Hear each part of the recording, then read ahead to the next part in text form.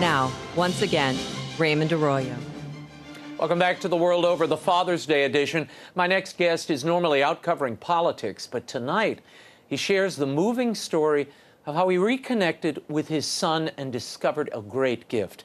He captures his journey in a new book called Love That Boy. His son's Asperger's diagnosis forced him to assess himself as a dad and as a husband. The lessons he learned apply to all of us. Here's my interview with Ron Fournier. Ron, tell me, first of all, your reaction when your son Tyler is diagnosed with Asperger's. You thought what? Be honest with you? My first reaction was I heard the doctor say a lot of stuff I didn't understand, but I did hear her say that Tyler, one of the symptoms, one of the attributes of autism, of Asperger's syndrome, was that he was not very nimble with his hands and his feet. He was clumsy.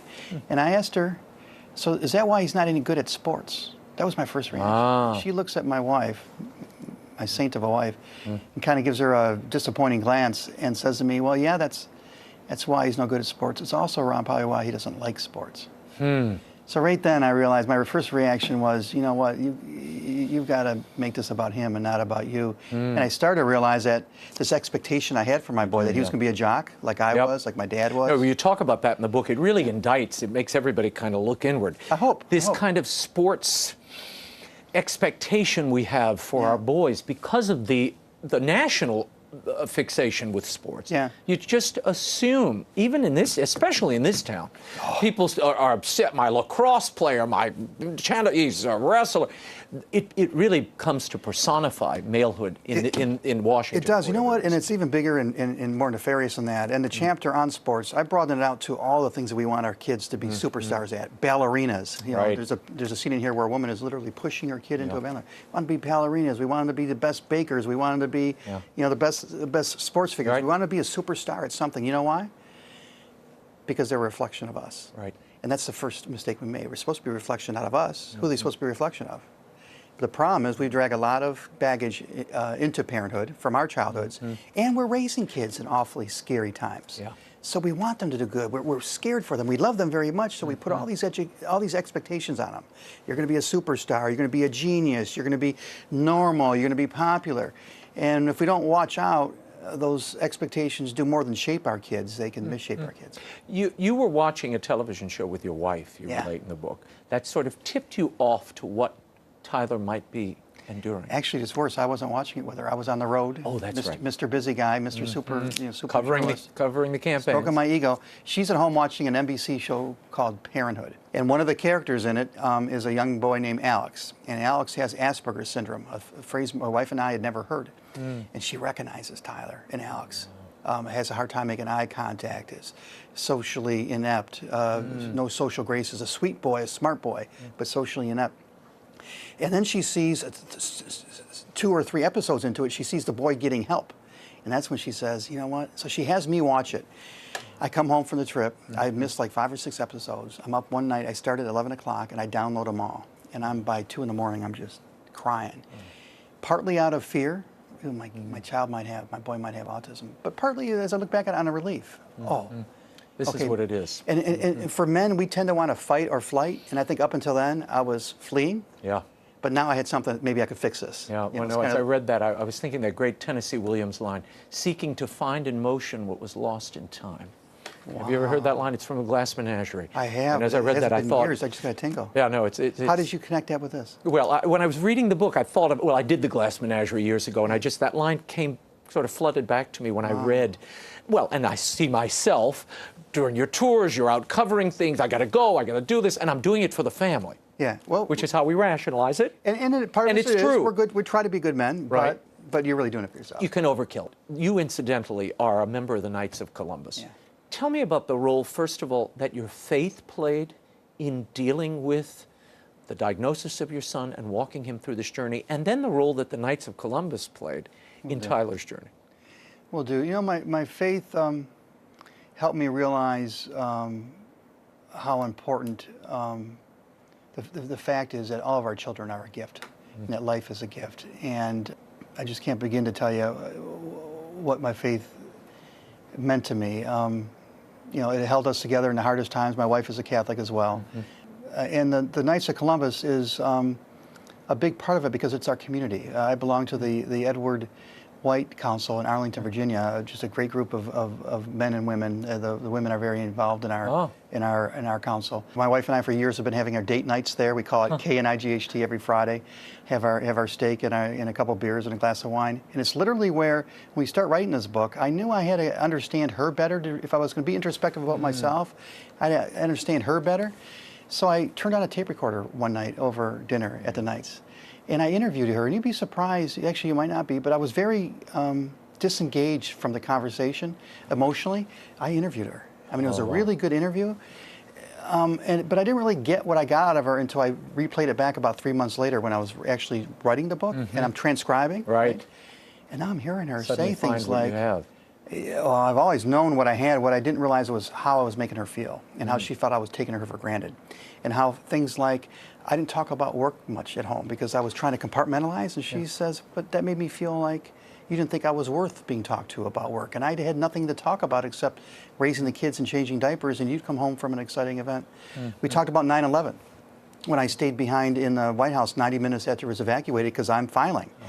And she called me up. She said, what's going on? And I said, and I was the first to break that day that it was an attack. I said, there's been an attack. The FBI thinks it's Al-Qaeda. I got to go. And I hung up on her. Oh, boy. Well, I knew that was a terrible thing to do, but I didn't realize how terrible it was until, and it was again, so that happened at the Knights. But the Knights itself has just been, it's our community. It's what connects our faith to our real lives. And for Tyler, his first job was last summer when he was 17. He worked at the day camp in the summer.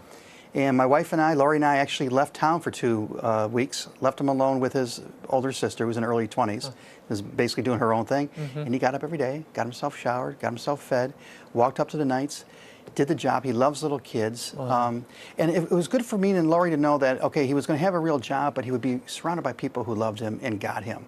And I know I would get a call up in Michigan saying, hey, we got a problem here, and they would help him out. And he's going to be working there again this summer. So I just can't tell you, it's impossible to say what role did faith play in all this, because faith is everything and insurmountable in all this. I'm sure faith is a big reason why we've been married 30 years and love each other more now than we did 30 years ago. Tell me about your wife, Lori, because it is her idea to send you and Tyler on a road trip. Yeah, if folks who read this will see that Tyler's the star of the book, but Lori's the hero.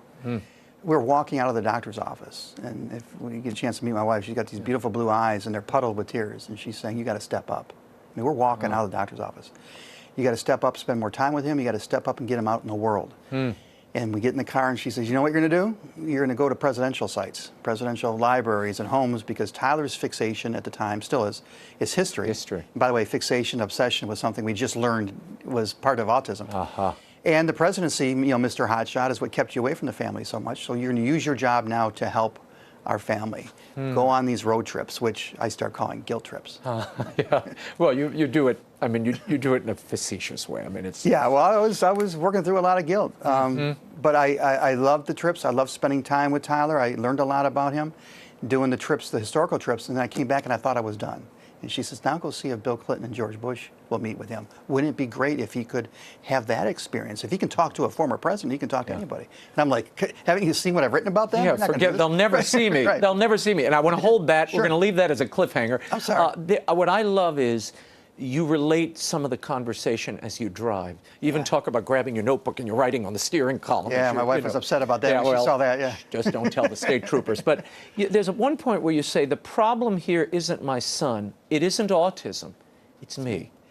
That happened actually when the first trip happened to be to the White House, and we're standing in a long line to have our photos taken with President Bush and President Obama and Michelle Obama at a White House Christmas party for the press.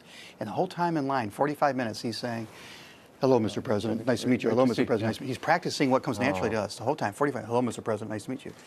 And just about as it was about to be our turn, the people in front of us go up, and Tyler looks at me with his mom's blue eyes and says, I hope I don't let you down, Dad. And I'm thinking, you know, what kind of dad makes his son feel that kind of shame? And I wanted to be able to say, there's nothing you can do that would make me not proud of you. And I wanted to help him. And I couldn't. And I just felt like a real lowlife. And what happens next? Tyler goes up. He gets a big old hug from Michelle Obama, who has these famous big hugs.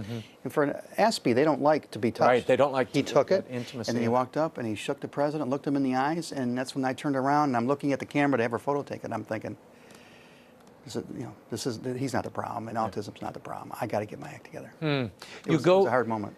And both of those presidents, Clinton and Bush, would furnish your son and you with something important. Tell me about those visits. Clinton, as you mentioned earlier, you'd been covering him since Arkansas. Yeah. Not always nicely, Ron. I read some of those columns. I was covering that same White House in the early 90s. I remember, yeah. That was, what was that meeting like, and what did he furnish your son with?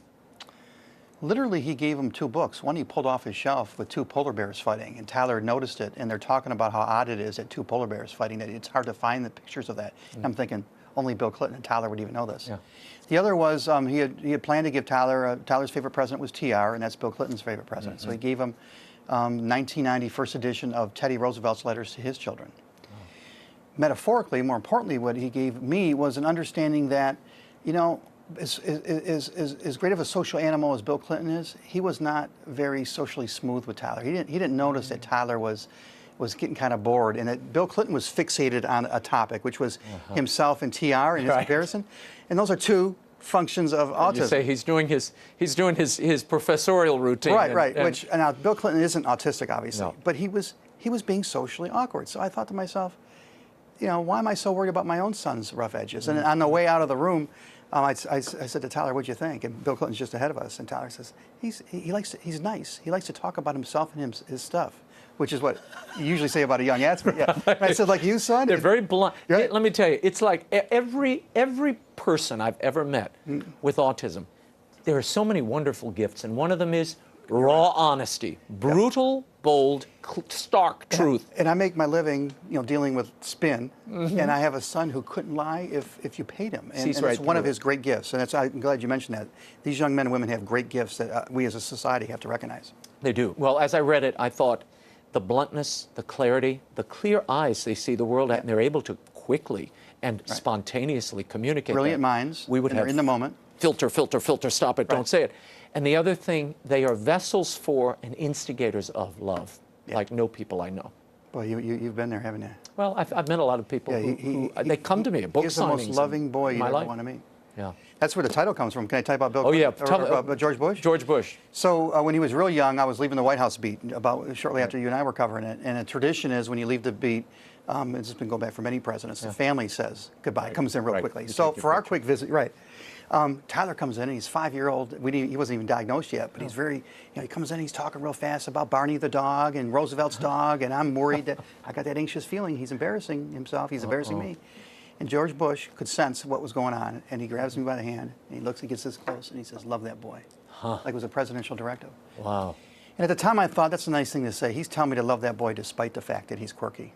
By the end of this journey that I took 9 years later because of Lori, and that ended with a visit with George Bush, which was remarkable in its own way when Tyler was 13 years old.